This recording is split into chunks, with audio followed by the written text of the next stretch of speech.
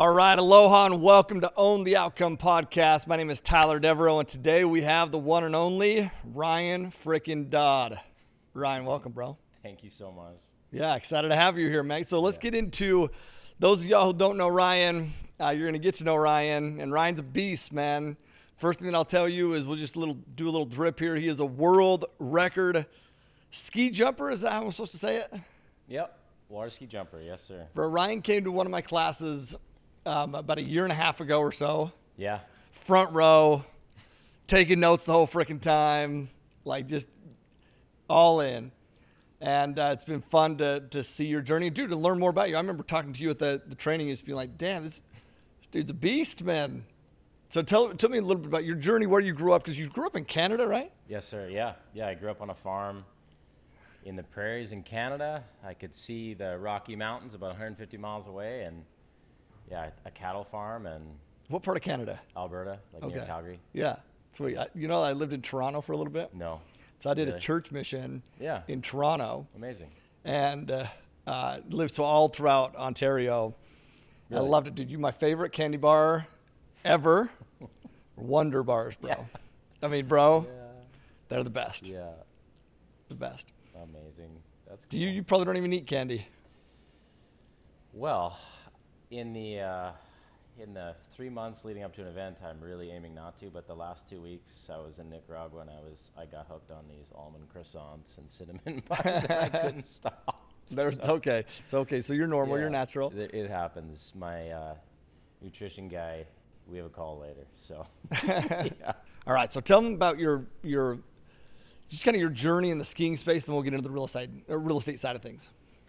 Skiing. So I grew up on a farm in Canada, which makes no sense. Our summer was like 3 months long.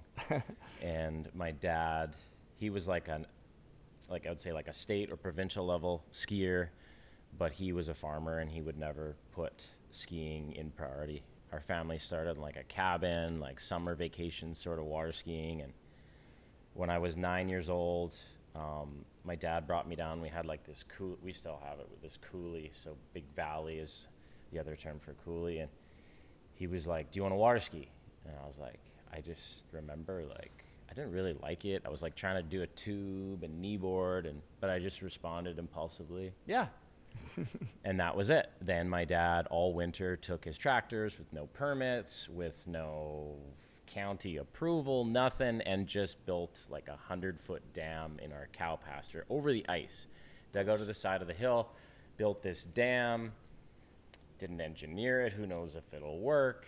And in the spring we come down when all the runoff melts, and we had this 3/4 mile long lake. That's awesome. There was freaking trees in it growing up, and my grandma chipped in on the boat, and I still wasn't skiing much. I was pretty much, my dad was so stoked. I was like driving him after school and but yeah, so started water skiing. Then the deal was you have to work or ski or do something, I guess, like hard work. So there was, and this was kind of to fill any and all free time was the deal. So I could work on the farm after school till dinner and after dinner, or I could water ski or go to the gym. So I just kind of the picture of farming in Canada and like the way we were doing it was not pleasant. It was literally like my worst, like straight up, absolutely no chance. So yeah. I would water ski or go to the gym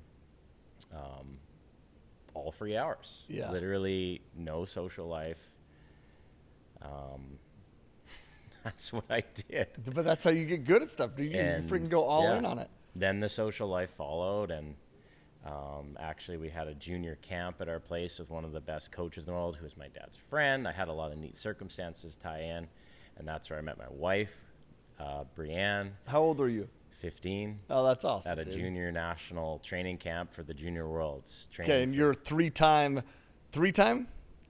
or 4-time? 5 times consecutive world champion in the last decade straight. Bro. But yeah, so my goal kind of in that point, I won the Junior Worlds that year, but I was like, my goal was to be a world champion, world record holder. So yeah, I've been on this whole journey with my wife, Brianne, as training partners, as she's my boat driver. She's the only one who drives the boat in practice. Like, That's sick. I'm the kite and she's flying me. It's insane. That's sick. But yeah, and it was like basically as sad it is for farming. I was like, to get off the farm, to get out of my town, to get this life that I kind of had in my head from my idol at the time. His name is Jarrett Llewellyn, and he was in West Palm on a man-made lake with this mansion at the end, world champion, world record holder, nice guy, so inspiring, good vibes. And I just saw him, and I had the chance to ski with him like a week a year and I took that week, and all year, everything I got from that week with him was what just drove and manipulated my brain and pulled me. And by the time I was 16, I was like competing head to head with him, like at open world championships as a junior. I mean, I was that obsessed, and yeah, so. What was it like to compete against your idol?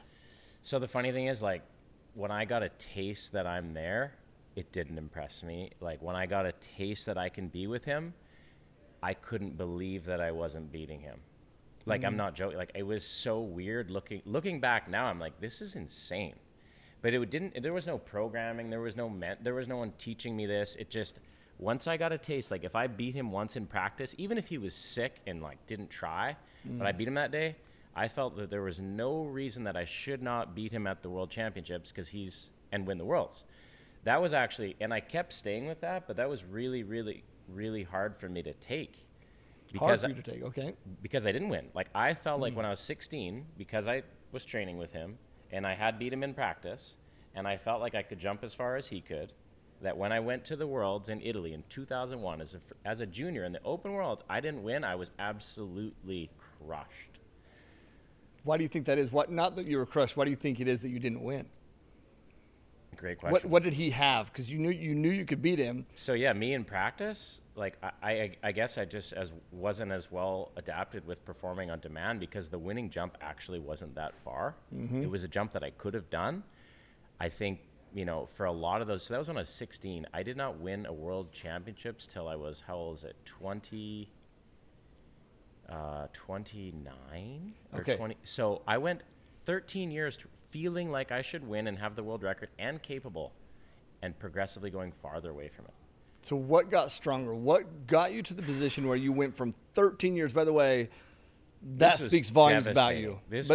I was honestly miserable for a decade. Yeah, because it speaks volumes about you, though, that you kept freaking going. And I had herniated discs in neck and back and spine and broken ankles and this and exploded heel bones and just everything, and financial stuff and loss of sponsors and sales in water skiing and all these things. What kept you going, bro?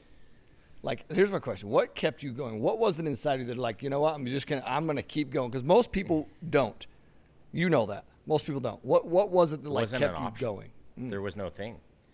And it didn't feel like I was cornered looking for something else. It just, there was, again, this wasn't like something I read in a book. This was just my brain at points the belief faded a little bit. Like, especially the world record, because this guy Freddy Krueger, like when I was 18, I had jumped 229 feet, and that day I could feel the world record. It was 233 feet in a tournament. I was like, I called people, I'm doing it. Yeah. I was so close, and I tensed up a little, and I slipped and missed it. So that was when I was 18. His record went all the way to 247 feet. Like, this is like inches, so like 2 feet further is big, right? Yeah. And he went 18 feet further. And I couldn't even go near that in practice. So that was really crushing. Yeah. To progressively feel more hopeless. I think I went through periods. Okay, I had to reevaluate goals. Like, okay, we're aiming for podiums now. We're gonna get a good baseline. We're gonna build. I was just clawing, right? But hold on, because that's a key thing. Yeah. What is up, y'all? Listen, if this podcast has brought joy or value at some point as you're listening to it, we would love it if you would be so kind as to leave us a review down below. That is how we keep this thing moving and finding individuals just like you to pour value into. Now let's get back to the show. You said this world record seeped out of the distance, but what you did is you brought the vision down. You still had the vision of what you wanted. I had to readjust to build a base that could, I think, help bring me hope, like the base of consistency. And then I started convincing myself, okay, if I get consistent, then I can beat him when he screws up. Right. And then, I got him when he screwed up once. And then I'm there. And then, okay, now I got 1 out of 5. Now we're working on percentages. Now my baseline's here. And like, it was just this whole little game to start to build belief and rebuild belief, which I had so strongly when I was like a teenager. Then honestly, I had like a life, want to talk about stuff. Like, sure, I won my first big event, like a big one that I just dominated. And I went out to the bar and got drunk and partied and with a bunch of guys, and we were all ego yapping, and I got my butt handed to me. I'd never been in a fight, and I did, and I got almost killed. Oh shit! Bar. When was this? 2011 in Flint, Michigan, and guess what? Also, it was the first time leading up to that I was number 1 on the world ranking list for over a month consecutively. So I just had this kind of feeling coming. I just crushed it at this event where he jumped well and I beat him. Freddie and all the other top guys had this belief is strong, and I literally woke up on the pavement, fractured skull, 3 parts of my brain bleeding, subdural hematomas. I was in Flint, Michigan. You're not supposed to go out there, of course. I didn't know. Yeah. And How old were you at this point? 2011 was I 26, and we just built our house and our new lake in Palm Bay, and we just got married. I'm just number 1 in the world, and I'm about to go and crush it and win my first world, and I got all this stuff lining up, and then boom, and I'm almost dead. And the brain was bleeding. They were going to drill into my head. It had 3 spots bleeding and a fracture here through the skull. And I told them not to drill into my head. I said, no, you're not giving me permission to do it. And then the bleeding stopped. So there's still all the inflammation, the swelling. And it was this very, very serious traumatic brain injury. And I had 8 months of like not raising my heart rate above resting. I was only allowed to lightly walk. I was in concussion recovery groups and meeting other athletes, and started with an amazing performance coach and a psychologist, and I did everything naturally, no medication. I refused to have any intervention that way, and slowly built myself up. As for why did I never give up, I really couldn't. I felt like jumping was my lifeline. I felt like I literally felt like air, like to breathe at that time, like those years was like jumping. Like I honestly only felt okay when I was warming up in the moment, and then after, and the rest I was uneasy. And that's how I was for years, like a lot of years. It was, I wouldn't say healthy. It was totally, it was scary. But here's the title of the podcast is Own the Outcome. Yeah. So own the outcome. You can't control the outcome, but you can own any outcome. Yeah. And this is what I want to get into. Everyone's like, why didn't you sue those guys? I'm like, I get tingles right now. I was like, sue those guys? That was me. I was there. I was the idiot. My buddy, even though my buddy was the one who mouthed them off, I was still there. I didn't stop them. I still walked outside. I still engaged. It's all me. I took absolute 100% ownership in everything, and my mental patterns and why I'm there and my ego, all this. Like, yeah, I believe in that more than anything. Yep. I have a hard time communicating with people that don't. I get very upset, or I have to leave, or I get angry, or whatever. But it's because I think I'm so believe in it so much. Yeah, bro, I can relate to that so much. Like I really sincerely get irritated. And I get irritated because it's like, because you see, it's just not serving. It's absolutely not serving to them and to whatever, especially if you're on a team doing anything together. It's like, you're not going to get anywhere that way. Like you taking ownership for it. You could have stayed. You could have been pissed at them. You could have been pissed at your buddy. You could have been.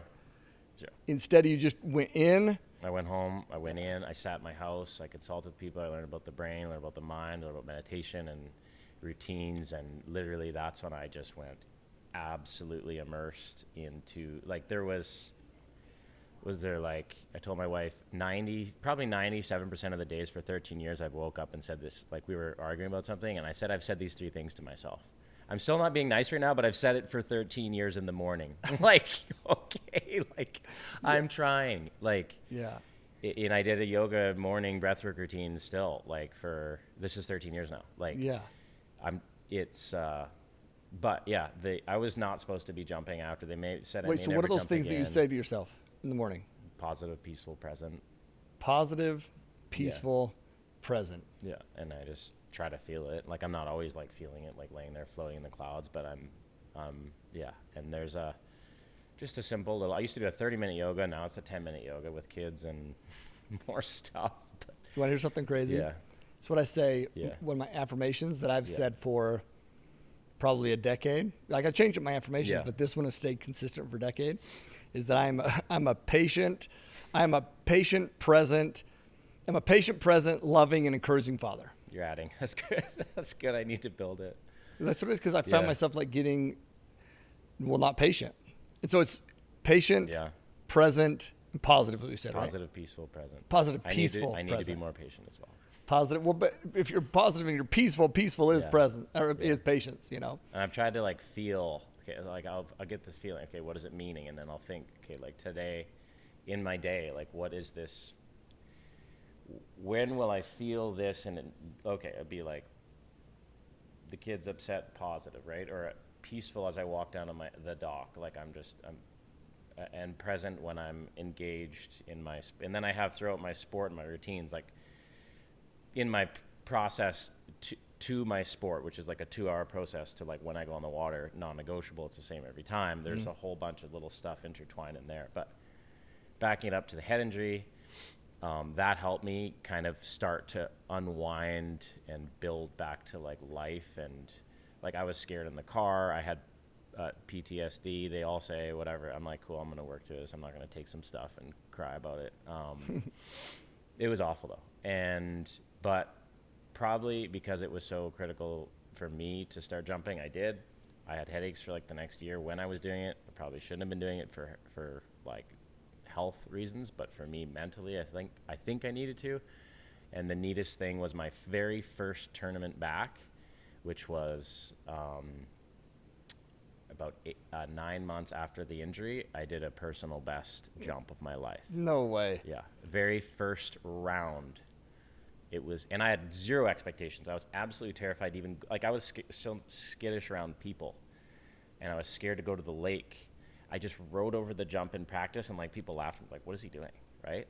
And then somehow I just like got out of this world into my space and had a personal best jump and longest jump of the year. Next event was the U.S. Masters, which is like 60 years going, the biggest, most high pressure event of the year, and I won my first Masters. Bro. It was just the coolest. It was very, very cool, but still I did not feel good. Like I felt those moments were euphoric. But yeah, that was like 2012 coming back. So did you go a decade of working, putting the work. You finally get to a part where you have your best that you've done, or you beat these guys. Head injury, yeah, completely knocks you off baseline. You find yourself a way to get you back to baseline, and now by getting yourself back to baseline, your baseline has shifted because you've done the work here. It's totally different. Yeah. But what I loved with what you said is you said you had no expectations. No. Sometimes I believe that our expectations get in the way of our gratitude and get in the way of just our being, right? I was just smiling, walking around, like I was just like, I'm here, like I'm actually here. And it's like it took something so intense to get me to feel that. And that's why I'm like, this pattern of, I don't want to have something so horrific to like grow. It just seems much more motivating. Bro, this episode's so good right now. Like, I'm excited for you to even go back and listen. Yeah. For you. Me too, yeah. Like, bro, your story is incredible. I don't think that you give, I'm just telling you from what I see from you. Yeah. I don't know if you give yourself enough credit for your journey and how remarkable the journey is. I've just, there's stuff going on. Like, I don't know if I have time to like, or maybe I don't take the time to do that enough. I used to write at night what I'm grateful for a lot of years, like at least 5 years. I believe that helped. I haven't been doing it the last 5, but at that time there was zero. I know I had like we had 4 condos tied in with my wife's parents. We partnered on them because I didn't even know how to like make an offer or like change a doorknob, but that we had that then, which seemed like a lot, but my wife totally managed the 4 tenants. Now it's like It's not that. I was just thinking about skiing all day in my. Yeah, but bro, your method works. So before we got on camera, we were talking about the real estate side of things, and we were talking about really a little bit about your journey. And I just paused. I just stopped and I said, "We're just going to dive in. We're going to talk about this stuff." And so your skiing journey, real quick. Then I'm going to circle it back to the real estate side. Your skiing journey, you go head injury, then you do a personal best, then you win a Masters, and now we're 2012. Yeah. And then give me just like the highlights from there. Oh man. So it was a while. There was like I thought the highlight was coming 2013 because the World Championships are every 2 years, right? Okay. So that year, guess what I missed in 2011 from the head injury? The World Championships. I missed it every 2 years. Guess what this also does? I'm a green card holder, U.S. resident, but I still water ski for Canada. I'm still on the Canadian national team. It's a government-funded sport, the same as the Olympics. We get a salary. Guess how we get the salary? And it's for 2 years based off performance at the World Championships. I missed the World Championships, and I was ready to win that year before the head injury. So I lost my funding, too. I lost my funding, but guess what my wife did? She was competing at the time. She absolutely rose to the occasion. She's in Russia on a natural body of water. She's the shortest girl in the event, and slalom skiing, what she does is all about reach and this. She ties for third place at the World Championships and gets her funding. So it was pretty magical. And I'm at home, like, because I couldn't even go on a plane, right? Like, laying at home in bed, and she's like, it was so cool. That's it was sick. Majorly clutch. But yeah, so then I worked back, I started winning right after that. Like, I was kind of 50-50 with Freddie Krueger at the time. Literally no one else won for over a decade, really, and 50-50, and I was just working on those percentages and working on my baseline, like say 90th percentile jump, like 9 out of 10, where was my average, and working that up in practice. That was a strategy from sports psychology I still work with. So good. So that was my focus. So that means you have to be insanely ready. Like, I don't hit the jump unless I'm in my like top. I don't even do it. Yeah. So that was working on that in practice, working on win percentages and events, and just in my own world, working on that, dialing it up from 50, and then it took me about 5 years to get to like 90% win. So whatever, there's 40 some wins in there. But yeah, 2013 was the next Worlds. I was top seed. I was ready to win again, and I just got so amped and excited, and I tensed up, and I didn't. Like, the door was open, and it was absolutely devastating again. And I was the most lean and shredded and this, and I had like a 10-foot gap on the competition, and I screwed up in the finals. Yeah. And then, I had enough of that. So 2015, I won the Worlds in Mexico, and I've won everyone since. Bro. Pretty much everything. Aside from, there's many ups and downs with more broken ankles and crashes, and I missed a whole, 2021? 2020, I crashed and broke my ankle. I had to miss all of 2021 because of a poor rehab strategy. So my only event of the year was the World Championships, and my freaking mantra for 2 years is World Champ 2021. It's like, so I had to literally, this is another crazy one. 2021, I went into the Worlds literally with a not functioning, not healed right ankle, hadn't competed for months, was jumping like once a week, and went in blind saying, but I had belief. I know I can do it. I know I'm 10 feet ahead of everybody. And I went easy in prelims, did like one jump to make finals, and I just said, I'm going to take the gamble, turn the dial. This is another neat moment for me. Another big highlight, going to the lake for finals. I normally do my nice music. I put on literally death metal driving to the lake. Yeah. And I broke out crying. Going to finals. My wife and kids were at the house. No more daddy time. I got in my truck to drive to the lake for finals. It was weird because I was like, I said I'm doing it. I know how to do it. The risk was high. I had belief. And I knew I had to go to a little bit of a scary place. And this is impulsively, I just turned the music and not what I had planned to do. And I went out and just absolutely crushed it on my opening jump and won. And that was pretty special. That was a highlight. Bro. And were you cried because I don't know. It was, you just came out. You going knew to that some you place, and it was scary. It was terrifying. That's and what I was gonna say. have so much to lose now with family, and my sport's life threatening. And but I chose to do it. I said, I'm doing it. I don't know why. You wonder why, because the risk is high, but it was such a funky thing, and I just absolutely did it beautifully with ease. So that was a really neat moment. And that was 2021. 2021, yeah. That one was tough. Like 19 was like, for But me, it was bro, easy. 17 was like, I'm in shape, I'm here, I'm going to crush it and come in. Like, these are the worlds. Like, 15, 17, 19. There's some 19 was hard. I had a herniated disc in my back, and I was actually totally out most of that year. But it was more whatever. 2021 was gnarly. Like, building up to each world championships, there was some crazy journey. That was just a little glimpse of a moment that was sticks. What was it like to call your wife after that moment? And she be was like, there. Oh, she was. I skied right into shore and hugged and. Oh yeah, because she's driving the boat. Not in the events, she's not allowed. That would be totally biased. Okay. Gotcha. But yeah, she was there cheering. What was that like? My dad was there. It was beautiful. It was really cool, and the kids and. She had been so proud, bro, knowing the battle. We had one kid. Cruz wasn't even born. He was due in the next week, and Ari was there at 2, and my dad, and it was wild, totally wild. So much going on, and then last World Championships were 2023. That was more calculated and on a plan and executed, and didn't really feel anything. It was quite odd. Yeah, it's just like, I just did this plan, and it would be like I did a presentation and it ended. Like, it was very weird, to be honest.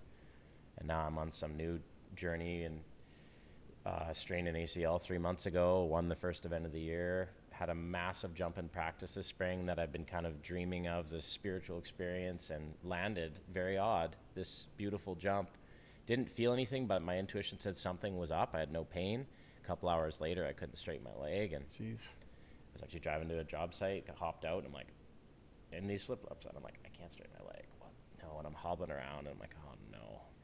I still competed in the next event, lost by a foot, and then got an MRI, and not so good. But but bro, like, think about all the challenges along the journey and the obsession. Like, what I want people to take away from this is how obsessed you got about the little details that led to a big result.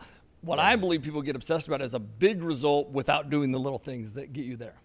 Yeah, for sure. Only the stuff, all the daily stuff that, like, I asked when I was filling out the questionnaire for the podcast today. I was like, what are my strengths? Like, I don't know. I don't think it's like perseverance. I was like, okay, resilient.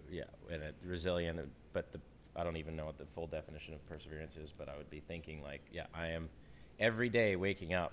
There's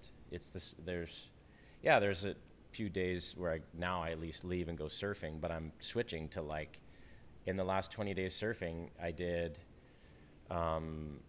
20 to 23 hours of yoga, 50 hours of surfing, a couple hours of hiking, 3 hours of biking, and 10 hours in the gym, and I tapered strength training back because my body was saying no.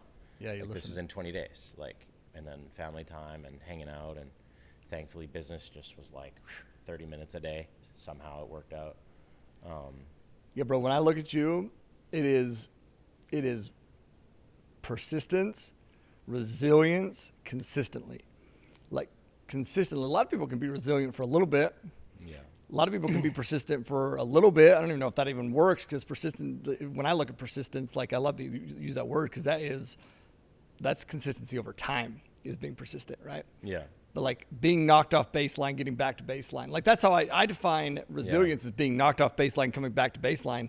And then, kind of like we talked about, then your baseline has shifted. Yeah. Because you were strong enough and resilient enough and persistent enough to get you back to baseline. This spring was a long, I thought, I also stopped drinking like a year and a half ago. But then I got all this extra energy and got more ambitious, and I'm like, oh no, like, it hit me this spring, like a bunch of stuff in business and this and that and loans and debt and this construction and that, and then my going to a tournament, and the kid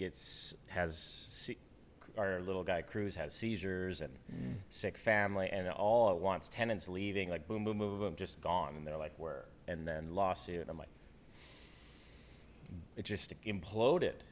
And I'm like flying to Australia for a tournament, like to ski in a river, and I jump in the dark. like this was just like, it was a crazy time. But that was this spring? Yeah, I was just, this is the most like, without me doing something, I didn't even do anything. Like, Let me tell you what I love about you, bro. it's like, what? I didn't know this. We haven't talked about this at all. But we met each other about a year and a half ago. But you reached out to me in the spring.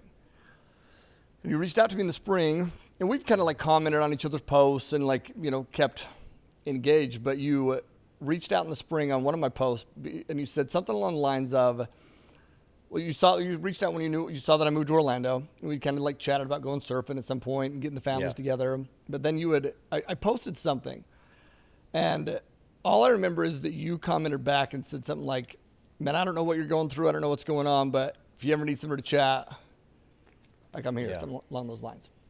And that had to have been in the spring when you were going through shit. Yeah. How powerful is it though, bro? Like, I don't know if you recognize that about you, that we have not talked about this at all, but like that, your default mode is to be like, you don't even know what's happening. You don't know what's going on. But you know, you're going through some shit, but your default is, hey man, if you need anything, I'm here. Yeah. I was so impressed by it, bro. And I'm even more impressed by it now, knowing what you were going through. Publicly, like people that do this aren't like, I'm not like posting I did this, right? It's like, but yeah, I do, I want to help people or be there for people when there's my intuition says something is up. But like in our sport, I help even some of my competitors, like quite a few, and some formally pay me to coach them, and I'll do training camps for them. But it's also like at this point, I'm like, if you're into it and like you're serious and it's hard and you want help, I'm just like, I'm here. Like I do, like, and I'm some of the top women jumpers in the world, and other fellow friends that have, you know, want to start something in real estate. I found most of my friends a little first investment property or helped them with it, or aside from business, just like, I mean, I don't know. It feels, and just to relate to people that are trying. Yeah, going through the same thing you're going through. That's it. Freddy Krueger that you're talking about, like, bro, think about that. He was training you, helping you, and he coached me when I was 16. I remember the time. Yeah. And he kept winning. Yeah. You kept getting better, but he kept getting better. I believe it's a hack, man. Like, it's because you're pushing him. Yeah. If you weren't there to push him, he wouldn't have done the things that he did. If people aren't there to push you, you wouldn't do the things you do. The guy who's helped me most in real estate, his name is Jared Doyle. Yeah. He's local in Brevard County. This is insane. My first to start really getting into real estate, we refinanced. I asked my two wealthiest, smartest friends, what do I do? Refi your house. I go find a mortgage broker, go to her. Applying for this loan just to pull $400K out of my house to start this thing. I don't even know what I'm doing. Don't even know how I'm going to spend the money or invest it or what to buy. So, had not even thought of this yet. I just knew I needed to do this, so I did this. And then the mortgage broker's like, Ryan, you really got to meet this guy named Jared. He was an ex-pro baseball player. He reminds me of you. I think what he's doing would be good for you. And I'm like, I'm so sketched out and skeptical. I'm like, what? Who is this? Whatever. I'm like, she gave me his info, and I'm like, hey, dude, what's up? Just to give you a call and chat about real estate. He's like, yeah, dude, come over tomorrow. I'm like, what? Shut up. That's awesome. Tomorrow. And I drive over. He's got this big jacked up truck with gold rims and this mansion. And I don't even know who I'm meeting, right? And I open the door. He's like, come on in, dude. And he was so cool, like walking into your office here. Pulls me in, brings me in his office, and he's like, shows me all his corporate books, an LLC for every company, this. He pulls open his computer, shows me all, and I'm still a little skeptical. I'm like, I don't know. He's just like, opens everything. The kimono. I love it. And I'm like, part of my brain's like, what do I have to pay? Or like, what's he trying to get me into? What's he trying to invest into? So now we'll go, this is 2000, just speaking on behalf of people that technically are your competition that want to raise the level of excellence by raising yours. They want to raise theirs by raising yours. Mm-hmm. Right? This is also one of my mantras. Do you want to know what competition means to conspire together? Yeah. That's what it means. That's that's amazing. It's the definition. I know, huh? It's cool. We haven't had like meetings about how we should, but we've kind of lightly talked about it. Like he's like, oh, we should kind of start similar businesses together that are compatible and synergistic, whatever. But we haven't. But that would be amazing. Yeah. But he just like showed me, and then so now that was 2017. Every like say 2-3 months, I've somehow kind of poked him and asked him a real question like, hey, this is happening. What do I do? This A thread is real coming. question. Yeah, like I not, like not the- like, hey, bro, what paint color? Yeah. At the start, it was like, here's my spreadsheet, Ryan. Fill this thing out. When it punches out this number, buy. Yeah. The start, there I we was go. kind of annoying. I'm like, what about this one? He's like, stop. Yep. And then finally, I sent him this address. He's like, buy. I love it. Simple. And then he's like, just keep doing that. And I did. So now, literally, just kind of did what he said. Whatever. It's 7 years later. We've like 10 times what we have. And he still, get this, has not received $1 from me. He has not asked me for anything. He has not pushed me to do anything. He's just there. And then get one house. He was still doing some single family at the time, and it was like through a wholesaler, and I like apparently outbid him, and then we discussed it. And he's like, dude, you beat me on that house. But he specifically said, I don't care because I know I will always be better. And you could say, oh, wow, I was like, dude, that is amazing. That's amazing, dude. I said, I feel the same about jumping. Yeah. And yeah, so oh, he's cocky. No. That's great. It's a great thing, bro. And now he's in a whole nother world of stuff, right? Yeah. He's not looking at the Palm Bay single family. So it's cool. So cool, bro. I love that you In our shared that. sport, that's quite rare, it's not really. There's a few guys thinking sort of like that, but. But here, like, backtrack again with what you've done is you went all in on it. You know, you told me you start diving into bigger pockets. You know, your wife told you, man, you didn't even know how to change a light bulb. And we were talking about, like, how did you do it? And you just went all in bigger pockets, consuming as much as you can. And then you build relationships and you listen and you execute. That's what makes you, what makes you great, bro, is that most people will listen and not execute. Some people won't even listen. They definitely won't execute. You go execute. I don't know why I would listen. Why else would I listen? But somebody that somebody that you're teaching, that you're training, that you're trying to help, and they listen, and they execute. Tell me that doesn't like light you It's up. amazing. Oh my, yeah. bro. Yeah. Like Yes. That's priceless. Do you know who Eric Chatterton is, by chance? Yeah. Okay. Yeah. So Eric, there's probably.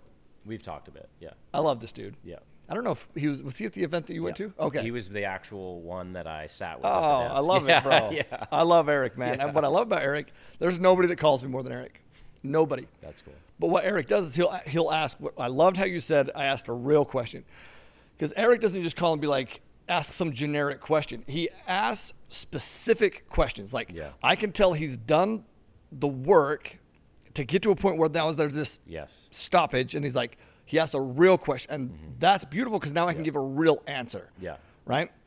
And then he'll go and he'll execute, and then he'll come back and he'll be like, okay, I did this, this is what happened, and he's obsessed with it. I think I've separately, without you knowing, maybe or maybe not, been doing that with him.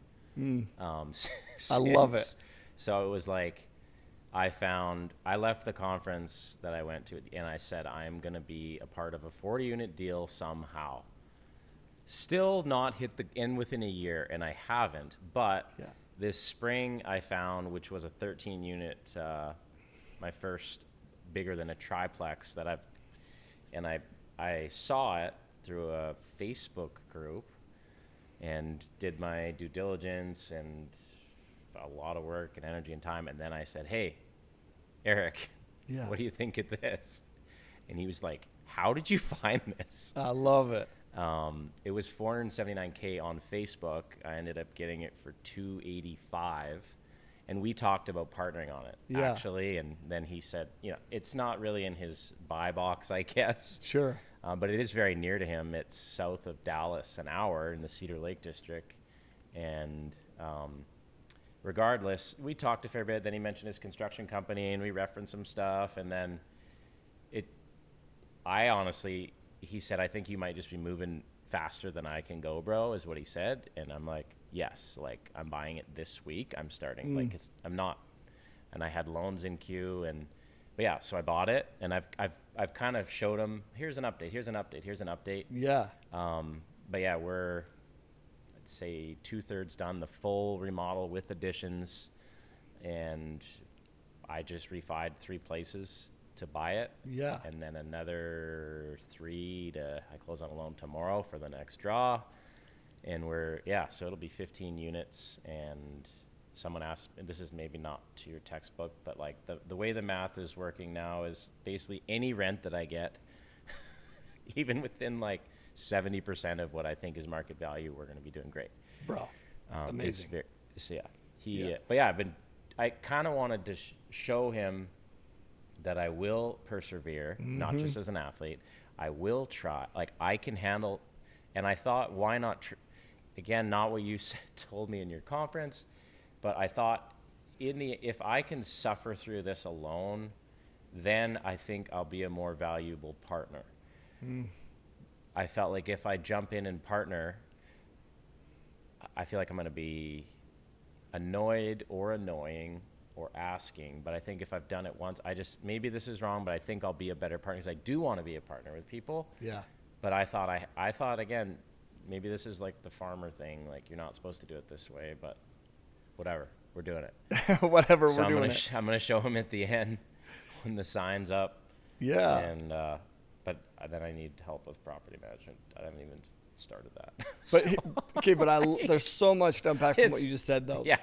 You said, in the beginning, you said, I didn't even know I was doing this refi. I didn't even know what I was doing with the refi. This is a separator, though, bro, because I believe most people who are not successful, the time that it's like they need to know all these things before they're in a position to take action. Successful people are not like that. They take action knowing that they're going to find these things that they need to put together. I can't do a business plan for this. Like, I know them. I can do the math like on my hand right now, which I think is going to be hard for me when I get into bigger stuff, because like your math isn't, 6 line items.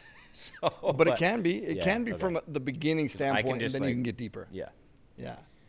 So good, though. And then another thing that I want to point out, though, because I want to make sure this is not missed. You said, because I think this is a huge hack, you said, I will be part of a 40 unit somehow. And that somehow is huge, dude, because it tricks your mind. It's like, if it's whatever it is that you're trying to achieve that's outside the realm of what your belief, like you talk about, is like what you believe, then your mind will be like, no, I don't think so. It's not possible. But if you just, this little word of like somehow. Yeah. Now your mind's it leaves like, okay. imagination. It starts the, whatever all Okay, this somehow? is. Like, okay. Yeah. Somehow. Right? Tricks you. This is great. You're a beast, bro. I love it, man. Your story is amazing, dude. And what you've been able to overcome is amazing. And I want you to recognize it.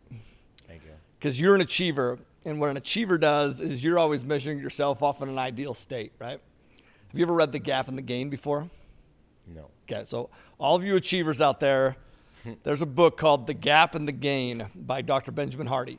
I shall read. Phenomenal book. And here's the ideal of it. Okay? Here's the premise of it. You are an achiever, and any of us that are achievers will do this, where we have this target, this goal, this state that we're working towards, right? And so we're obsessed with it. But what happens is that ideal state that it's always in the distance, because you're always progressing, you're always growing, there's always this next level. And so you've made all this progress, but the issue is that you've made all this progress, but if you're always measuring yourself against an ideal, there's always a gap here. And that gap keeps you going. That's what makes you great. But in times of stress, in times of doubt, I believe one of God's greatest gifts is the ability to reflect. And reflect is to look back at the starting point. And when you look back at the starting point, even if it's just for a second, to be like, damn, look how far I've come, which you did in the beginning of this, because you're like, man, in the beginning of real estate, I didn't even know anything. And now I do know some things. You reflect back and you realize how far you've come. It might not be where you want to be, because you'll never be to where you want to be. It's like the horizon. It's always in the distance. But when you measure yourself against the starting point, well, now everything is gain. Yeah. And when you recognize the gain, now you have confidence. You have, positivity. You have, you're happy. And you're like, let's go. And then you can go again, right? The gap and the gain. And there's a healthy balance there. But yeah, we did a little more formal spreadsheet of like where the real estate has come to this spring before we kind of made this move on this building and another duplex and a few. And it did feel cool to like, because I've honestly not like kept track very well. I just know where it's moving, which I would really like to improve upon. But yeah, I do remember sitting at my desk and, oh wow, this is cool. Yeah, it is cool, bro. Your journey is amazing, man. The things that you've done are amazing. The things that you've overcome. Your journey is amazing because of the things that you've overcome. Yeah. Your journey is amazing because you've continued to own the outcome the entire way through. And that's why, man, that's why I wanted to have you here. Thank you.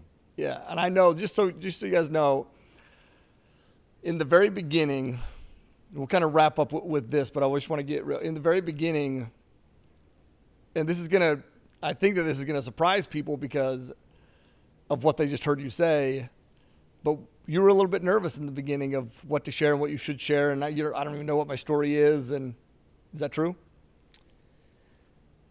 Yeah, I mean, I'm nervous because it feels like this is a moment to be useful, and then how do you do it? So I was like, I didn't want to just come in and talk about myself, and unless it's purposeful, and I do, like I say, I aspire to inspire people.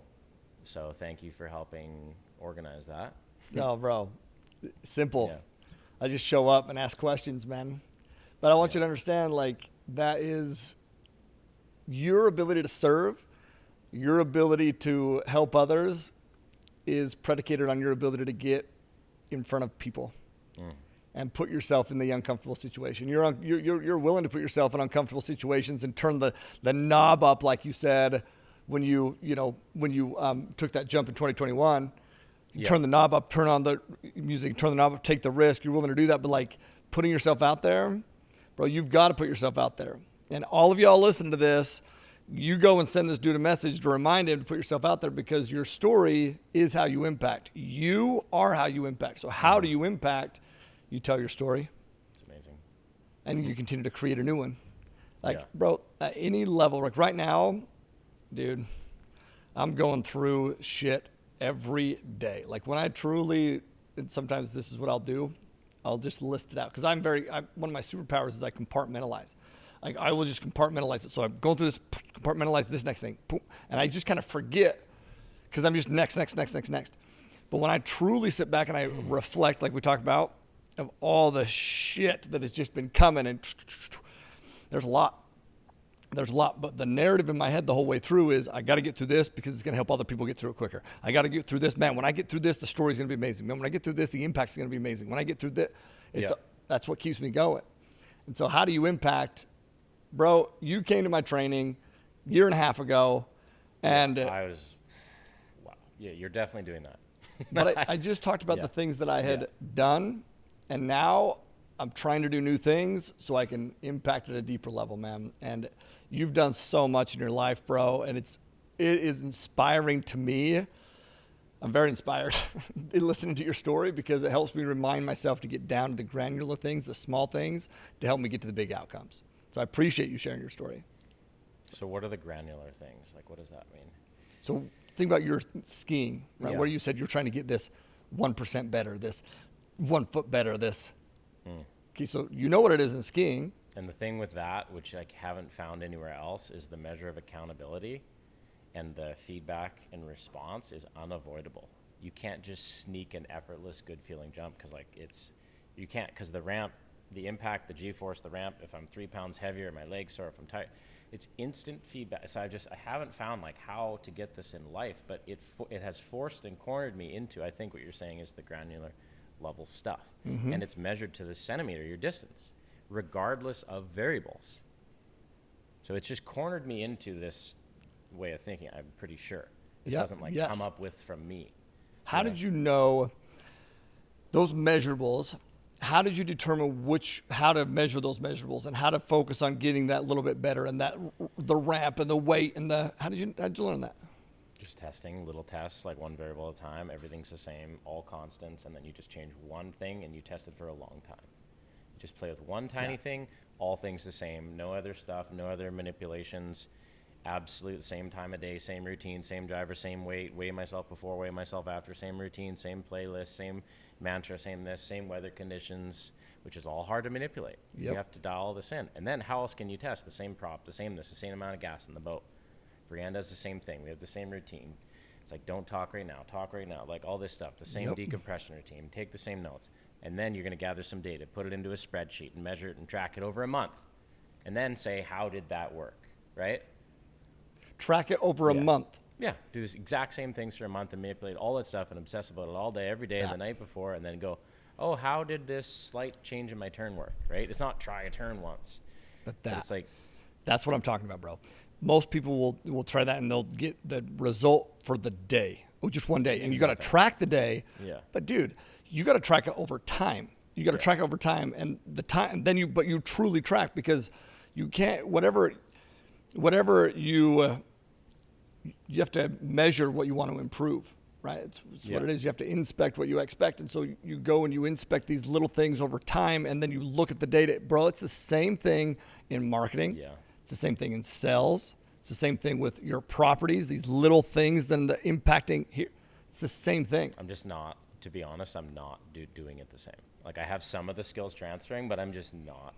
I'm not behaving the same in this world. Like, some parts are carrying, which have been helping, but like the other stuff is not, to be straight up. And I think maybe. But how long you been in this yourself world? Been in, like, the real estate world. Coming in. I don't even know if I'm in, right? You're in, trust me. Even though, listen, the first time I had sex, I didn't know if I was in either, but okay.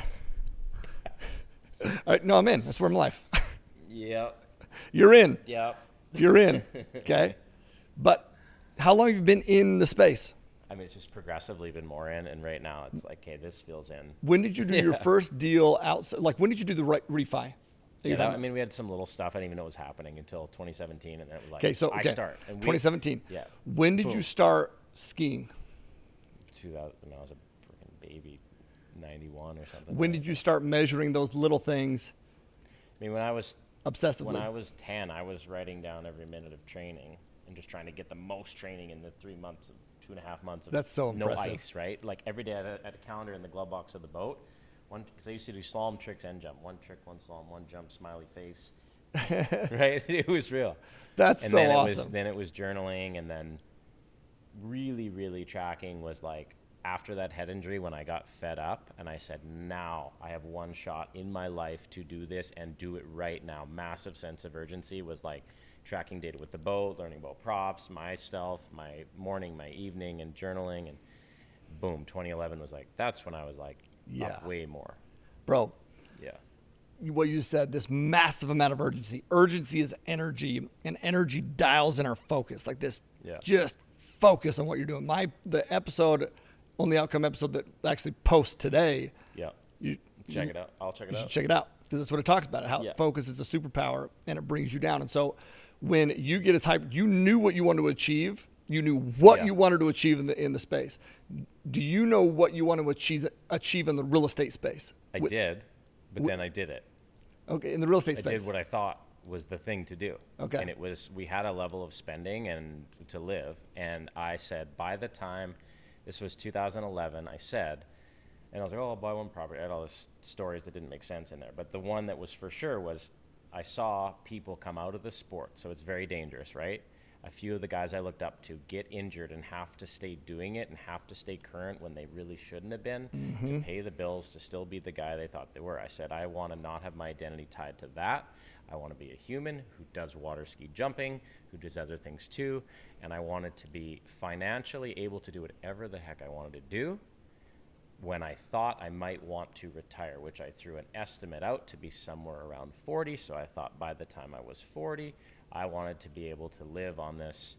I had in my head then 200, but really it was about 300K cash flow from real estate. Okay. So I hadn't even looked at the freaking spreadsheets. I just kept going like a total thinking, I know my math, I know my equity, I know the cash flow. And then this spring I checked it before we even did the apartment building. And I was like, oh, cool. We're there, which was weird. Yeah. But then I went and bought another apartment and a duplex, and now I feel even more. And so I got to what I thought was something, and now I'm like, hey, cool, yay! I had like a smile. Now let's really dive in. Is what I felt. Like you said, whatever you said. So I really had a goal. Got there. Yes. It didn't. It was like 3 minutes at my desk where I smiled. That's how I am, bro. It didn't do anything. That's how I am. But guess what it does, though, for me now? I got to feel it the last 20 days, so I'm not retiring. Yeah. I still want to break my world record. I believe I can. I have a slight leg injury, hamstring thing going on right now. I had the freedom to skip literally this weekend as a pro event. I'm not able to hit the jump, but I was able to lightly surf and work out with my team in Nicaragua. So we impulsively left for 20 days with a one-way flight. Bought the flight at the airport to return, extended it, spent 20 days there, absolutely spending family time, working on my body and my mind and this and that and surfing.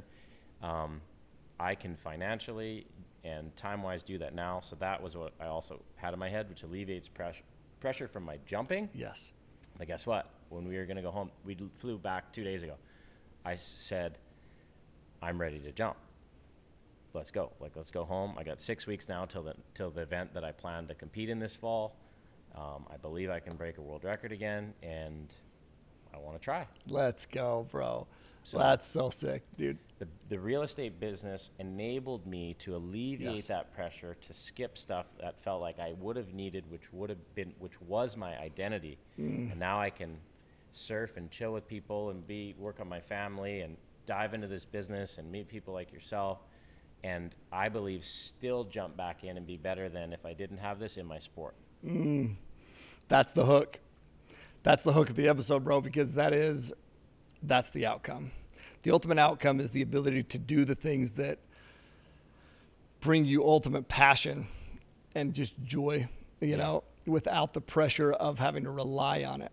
And that is, bro. The quote was, I forget if it was Shaun White or somebody else, it was, the thing I fear most in life is to hate what I love most. Did I say that right? Yeah, well, I get right. what you're saying. I don't know if it's right, but I get The it. thing I fear the most, right? This is to end up hating what I love most. So if I loved most first, my kids and family, but water ski jumping is what, right? It's still in there, and like this, it's spiritual and flying and connecting with the universe and whatever's happening. It's insane. But the biggest fear, and I heard him say that, and this was around that time when I became more motivated in real estate, was like, that would be just devastating if I ended up bitter hating this.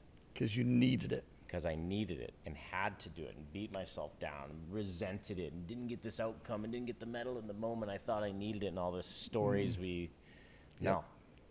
Like, no, I'm doing it now. Like, and people ask, oh, why are you jumping? Like, everybody's, I don't even know what they're talking about me, but like, my best moment this year jumping was at home with no one watching, Brianne driving, and me sitting on the back of the boat tingling from this like magical freaking 250 some foot jump I had, and us like literally connecting. She's driving me, she's flying me like a kite. Like, this is what I want. I don't want that to die. So I'm like, bro, you're a beast. That's so beautiful, man. it's like something about surfing, right? It's Similar, like, yes. But this is still, it has that part of surfing. But when I get to connect to wind and air pressure and like I'm a plane, like with the feeling of the surfing in the water, but we don't get it much. It's like once a year I got that 3-second feeling that felt good. The rest of the year it didn't feel good. I'll still take it. You're a beast, bro. Oh, that's it. That's what keeps you hunting for it, man, because you know it's there, now it's going to get it.